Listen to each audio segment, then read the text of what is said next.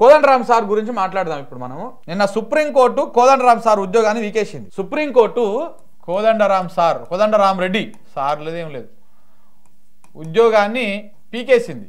ఎందుకు వీకేసింది, దేనికి వీకేసింది? సరే, ఆ టెక్నికల్ అంశాలు అవన్నీ అవిటి గురించి కూడా మాట్లాడదాం. కోదండరామ్ రెడ్డి గారు నిరుద్యోగుల పక్షాన గత ప్రభుత్వంలో అంటే పోయి ఆ నిరుద్యోగుల కూర్చొని మాట్లాడేటోడు. నిరుద్యోగులకు ఉద్యోగాలు రాలేదు అని చెప్పేసి మాట్లాడేటోడు. కానీ కాంగ్రెస్ గవర్నమెంట్ వచ్చిన తర్వాత నోరు తెరుస్తలేడు. ఇదే న్యూస్ లైన్ వేదికలో అన్ఫిల్టర్డ్ ప్రోగ్రామ్కి మేము పిలిచినప్పుడు నిరుద్యోగుల పక్షాన మీరు ఎందుకు మాట్లాడతలేరు సార్ అని చెప్పేసి మా వాళ్ళు అడిగినప్పుడు ప్రశ్న లేచి వెళ్ళిపోయిండు. మళ్ళీ మేము బతిమలాడుకొని కూర్చోబెట్టుకున్నాం. ఎందుకు అప్పుడేమో నిరుద్యోగులు ఇప్పుడు నిరుద్యోగులు కారా సార్, మీరు ఎందుకు నిరుద్యోగుల పక్షాన మాట్లాడడం లేదు? మీ మీద ఒక గౌరవంతో మీరు పెద్ద మనిషి, మీరు ఉద్యమంలో పనిచేసిరని మీ మాటలు నమ్మి కాంగ్రెస్ పార్టీకి వాళ్ళు ప్రచారం చేసిర్రు, కాంగ్రెస్ పార్టీని గెలిపించిర్రు. ప్రతి ఊరికి ముక్కు ముఖం తెలియనటువంటి ప్రజలందరి దగ్గరికి వెళ్ళి వాళ్ళ కాళ్ళు ఏళ్ళు పట్టుకున్నారు నిరుద్యోగులు. అవ్వా ఈ ఒక్కసారి కాంగ్రెస్ పార్టీకి ఓటేయండి, నీ మనవర్ లాంటి నీకు మీరు ఓటేస్తే మేము గిట్లా ఉద్యోగాలు వస్తాయి, మాకు మీరు 2000 పింఛన్కి ఆశపడకండి, కాంగ్రెస్ పార్టీ వస్తే మాకు ఉద్యోగాలు వస్తాయి అని చెప్పేసి పోయి వాళ్ళ అవ్వ తాతల మీద లేకపోతే ఎవరో తెలియని ప్రజల కాళ్ళ మీద పడ్డారు నిరుద్యోగులు. పోయి బస్సు యాత్రలు చేశారు, కాంగ్రెస్ పార్టీని గెలిపించారు. అలా నిరుద్యోగులు అందరూ బస్సు యాత్ర చేయడానికి, ప్రజల దగ్గరకు పోయి కాంగ్రెస్ పార్టీని గెలిపించండి అని చెప్పడానికి ఒక విధంగా కారణం ఇదే కోదండరామ్ రెడ్డి గారు. కానీ ప్రభుత్వం మారింది, కాంగ్రెస్ పార్టీ వచ్చింది, వాళ్ళకు ఉద్యోగాలు రావడం లేదు. కేసీఆర్ ఇచ్చిపోయినటువంటి 55,000 ఉద్యోగాలు ఏవైతే ఉన్నాయో ఈ ఉద్యోగాలకు నియామక పత్రాలు మాత్రమే రేవంత్ రెడ్డి గారు ఇచ్చి నేనే ఇచ్చినా అని చెప్పేసి ప్రచారం చేసుకుంటున్నారు. వీళ్ళు వచ్చినాక ఇచ్చినవి కేవలము 5,000 ఉద్యోగాలు మాత్రమే కొత్తవి వీళ్ళు వచ్చిన తర్వాత ఇచ్చిర్రు, అంతకు మించి ఏమి ఇవ్వలేదు. ఏడాది లోపల 2 లక్షల ఉద్యోగాలు ఇస్తాము అని చెప్పేసి ఈ కాంగ్రెస్ నాయకులు ప్రచారం చేసిపోయారు అని చెప్పేసి నిరుద్యోగులు ఆందోళన చేస్తూ ఉన్నారు. కానీ ఒక్కరోజన్నా కోదండరామ్ రెడ్డి గారు పోయి మాట్లాడిరా నిరుద్యోగులతోటి? కనీసం అటు దిక్కు కూడా మళ్ళీ చూస్తలేడు.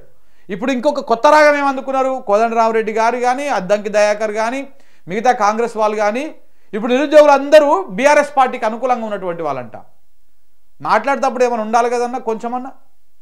అప్పుడు నిరుద్యోగులు అందరేమో అసలే నిరుద్యోగులు, అదే నిరుద్యోగులు గవర్నమెంట్ మారాగానే వాళ్ళు బీఆర్ఎస్కి అనుకూలంగా ఉన్నటువంటి వాళ్ళ.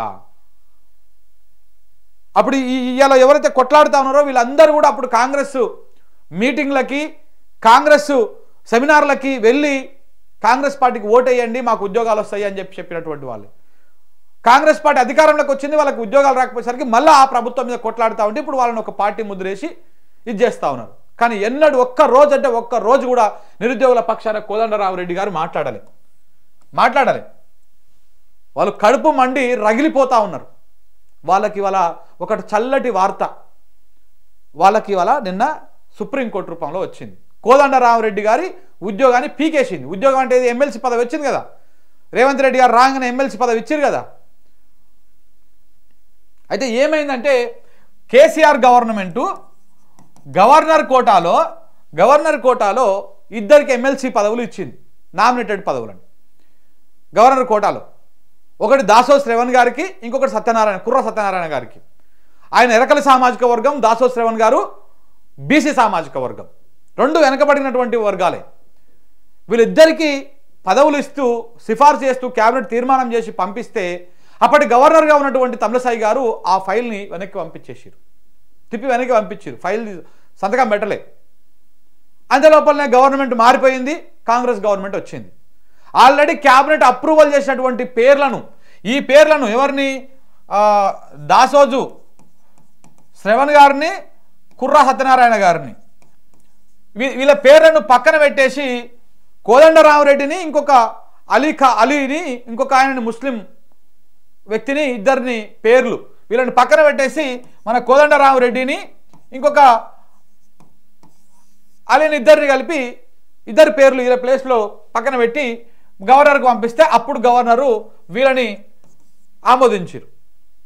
ఆమోదిస్తే ఇందులో దాసో శ్రవణ్ గారు అసలు ఒక ప్రభుత్వము ఒక క్యాబినెట్ నిర్ణయం తీసుకున్నాక దాన్ని పక్కన పెట్టి ఇంకొక కొత్త పేరుని యాడ్ చేయడం అనేది చట్ట విరుద్ధము, చట్ట వ్యతిరేకము అని చెప్పేసి ఆయన హైకోర్టును ఆశ్రయించిండు. ఫస్ట్ హైకోర్టును ఆశ్రయించిండు. హైకోర్టులో కూడా వీళ్ళు అదయ్యారు. దాని తర్వాత సుప్రీంకోర్టుకు పోయిండు.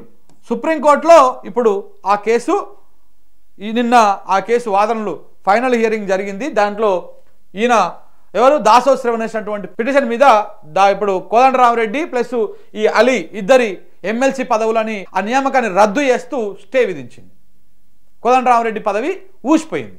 ఆ పదవి ఎట్లొచ్చింది కోదండరామరెడ్డికి? ఇదే నిరుద్యోగుల భిక్ష, ఇదే నిరుద్యోగుల దయా దాక్షిణ్యాల వల్ల ఆ ఎమ్మెల్సీ పదవి వచ్చింది. ఆ నిరుద్యోగులు రోడ్ల మీదకి వచ్చి ఆందోళన చేస్తుంటే కనీసం పట్టించుకోకపోతే ఆ నిరుద్యోగుల పాపం తలిగి ఆ పదవి కూడా వీకింది. కర్మ అనేది ఇట్లా వస్తుంది అన్నమాట. మన కోదండరామరెడ్డి గారు, మీరు నిరుద్యోగుల పక్షాన కొట్లాడితే, నిరుద్యోగుల పక్షాన మీరు మాట్లాడితే, మీరేం కండువా కప్పుకున్నటువంటి కాంగ్రెస్ నాయకులు గారు కదా. సరే, ఇంటర్నల్గా మీరు మొత్తం కాంగ్రెస్కి అనుకూలంగా 2013 నుంచి ఉన్నారు, ఆ విషయం వేరు. కానీ ఇప్పుడు మీరు ఒక పార్టీ, దానికి ఒక మీరు ప్రెసిడెంటు, ఈ కథ అంతా ఉన్నది కదా. కాంగ్రెస్ పార్టీకి మీరు వాస్తవాలు చెప్పొచ్చు కదా. మొన్న కాంగ్రెస్ పార్టీ ఎమ్మెల్సీ అయినటువంటి అద్దంకి దయాకరే పోయి నిరుద్యోగుల దగ్గర పోయి కూర్చొని మాట్లాడి మీరు పోవడానికి మీకేం ప్రాబ్లం వచ్చింది? ఎందుకంటే పదవి వచ్చేసింది కాబట్టి మనం పోకూడదు. ఇక రేవంత్ రెడ్డికి హాని చేసేది, ఈ రెడ్డి ప్రభుత్వానికి హాని చేసే కార్యక్రమం ఏది కూడా మనం చేయకూడదు. అందుకోసానికి సైలెంట్గా ఉన్నాడు. కానీ దేవుడు అంటూ ఉంటాడు కదా, నీ ఉద్యోగాన్ని వీకేసిండు. ఇప్పుడు నీ ఉద్యోగాన్ని వీకేసిండు. కోదండరామరెడ్డి ఉద్యోగం ఊసిపోవాలి. ఇది నిరుద్యోగుల గెలుపిది, నిరుద్యోగుల శాపనార్థాలు ఇవన్నీ కూడా. అప్పట్లో పాటలు కూడా వాడారు వాళ్ళు. అండా దండ ఉంటావని కోదండా రాముని నమ్ముకుంటే ఎమ్మెల్సీ పదవి తీసుకొని మమ్మల్ని నిండా ముంచేసిపోయిండు అని చెప్పేసి పాట ఉండే. పొద్దుగాల ఎవరో స్టేటస్ పెట్టారు మిత్రులు, చూపిస్తాగా అది కూడా. ఇగో చూడండి ఒక్కసారి ఎట్లా ఉన్నారు వాళ్ళు, వాళ్ళ ఆవేదన ఎట్లా వ్యక్తం చేస్తారు చూడండి.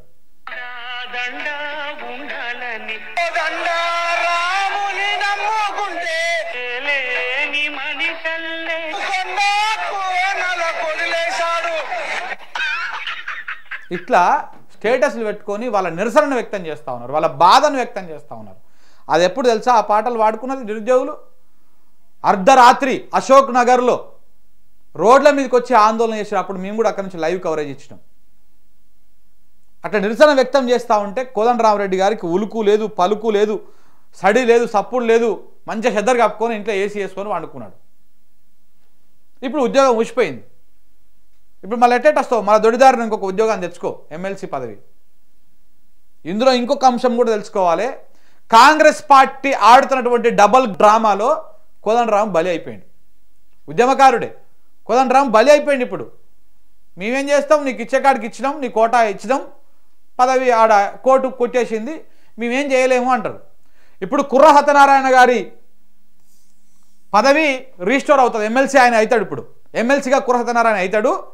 దాసోహ్ శ్రవణ్ అంటే మళ్ళీ వేరే కేటగిరీలో ఎమ్మెల్యేల కోటాలో ఆయన ఎమ్మెల్సీ అయింది కాబట్టి ఆయన ప్లేస్లో ఇంకొకరిని మాత్రం గవర్నమెంట్ పెట్టేటువంటి అవకాశం ఉంటుంది. మరి ఇందులో ఈయన ఉద్యోగాన్ని వీకేస్తుందా లేకపోతే కోదండరామరెడ్డి ఉద్యోగాన్ని వీకేస్తుందా ప్రభుత్వం చూడాలి. కోదండరామరెడ్డి ఉద్యోగాన్ని పీకేయాలి, ఆయన మళ్ళీ రోడ్ల మీదకి రావాలి, నిరుద్యోగుల పక్షాన కొట్లాడాలి, అప్పుడు మళ్ళా ఈయనకు ఉద్యోగం ఇవ్వాలి. రేవంత్ సర్కార్కు supreme shock. MLC Kodandarama Reddy, Ali Khan ఎన్నిక చెల్లదంటూ సంచలన తీర్పు. గవర్నర్ కోటాలో ఎమ్మెల్సీలుగా కోదండరామరెడ్డి, అమీర్ అలీఖాన్ ప్రమాణం స్వీకారం తప్పుపట్టిన సుప్రీంకోర్టు ఎమ్మెల్సీల నియామకం రద్దు చేస్తూ ఆదేశం. సెప్టెంబర్ 17కు విచారణ వాయిదా. తీర్పు బీజేపీ కాంగ్రెస్లకు చెంపపెట్టు అని చెప్పేసి కేటీఆర్ గారు నిన్న మాట్లాడారు. రేవంత్ రెడ్డి సర్కార్కు మరోసారి సుప్రీంకోర్టులో చీవాట్లు పెట్టింది. గవర్నర్ కోటా ఎమ్మెల్సీల నియామకాన్ని తప్పుపట్టింది. మధ్యంతర ఉత్తర్వులు ఉండగానే ఎలా ప్రమాణం చేయిస్తారని నిలదీసింది. రాజ్యాంగ విరుద్ధంగా ప్రవర్తిస్తే సహించేది లేదని తేల్చి చెప్పింది. కోదండరామరెడ్డి, అమీర్ అలీఖాన్ నియామకాన్ని రద్దు చేస్తూ సంచలన తీర్పు ప్రకటించింది. మరోవైపు ఈ తీర్పును బీఆర్ఎస్ స్వాగతించింది. సుప్రీం నిర్ణయం కాంగ్రెస్ బీజేపీలకు చెంపపెట్టు అంటూ కేటీఆర్ నిన్న ట్వీట్ చేసి తెలిపారు.